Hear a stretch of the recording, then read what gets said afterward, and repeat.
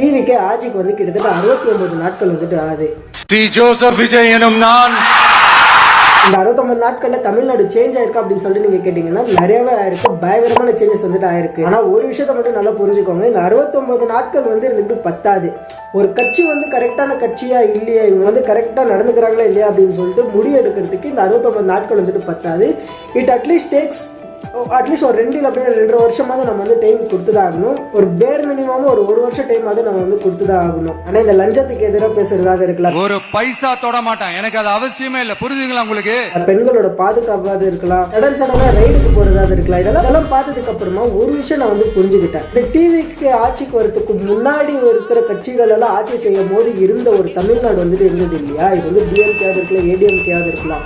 இவங்கெல்லாம் ஆட்சி செஞ்சுக்கிட்டு இருக்கும்போது தமிழ்நாடு வந்துட்டு ஒரு மாதிரி வந்துட்டு இருந்தது. இன்னுமே அது மாதிரி இருக்க போகிறது கிடையாது அப்படின்னு சொல்லிட்டு கிளியர் கட்டாக நான் வந்து புரிஞ்சுக்கிட்டேன்.